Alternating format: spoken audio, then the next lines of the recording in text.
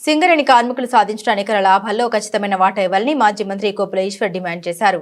పెద్దపల్లి జిల్లా గోదావరికని పట్టణ చౌరస్తాలో గులాబీ పార్టీ శ్రేణులు కార్మిక నాయకులు ఆందోళన చేపట్టారు. సింగరేణి సంస్థ సాధించిన నికర లాభాల్లో 33% వాటా ఇవ్వాలని నాయకులు డిమాండ్ చేశారు. లాభాల్లో సగం కోత విధించి మిగిలిన సగంలో 33% ఇవ్వడం సరైన విధానం కాదని పేర్కొన్నారు.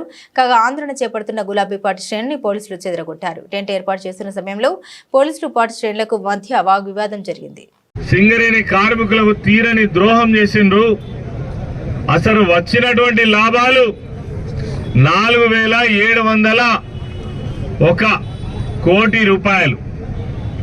మరి పంచినటువంటి లాభాలు ఏవైతే ఉన్నాయో 2,412 కోట్లు మాత్రమే పంచిండ్రు.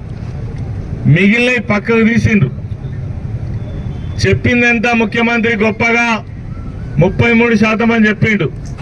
మరి 33% అంటే వీళ్ళు ఇచ్చినటువంటి 2,400 కోట్లు ఉన్నాయో ఇవి కేవలం 16% మాత్రమే అవుతాయి.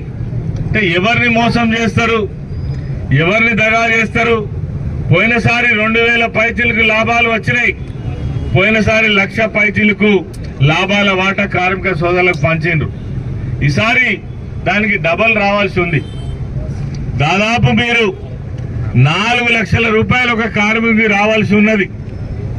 కొంచెం ఎక్కువ వచ్చిందనే ఉద్దేశంతో దానికే మీరు సంతోషపడండి, దాంట్లోనే సంతృప్తి పడండి అని మరి సమర్థించే నాయకులు కావచ్చు.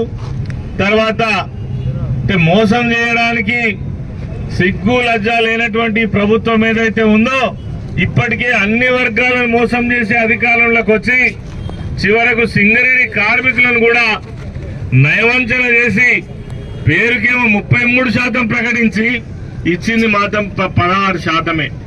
దీనికి నిరసనగా ఈరోజు కార్మిక క్షేత్రం ఇది ఈ గోదావరికని చౌరస్తాలో అనేక ఉద్యమాలు జరిగినాయి. ఎవరిని మేము ఇబ్బంది పెట్టలే. కార్మికులు, కార్మిక నాయకులు అరే ఈ వాటా సరిగ్గా ఇవ్వాలనే ఉద్దేశంతో ఇక్కడ నిరసన తెలియజేద్దామని ఒక కార్యక్రమం చేస్తే మరి పోలీస్ యంత్రాంగం ఇక్కడ చేయొద్దంటారు. మరి ఎవరికి చెప్పుకోవాలి? ఎక్కడ నిరసన చేయాలి?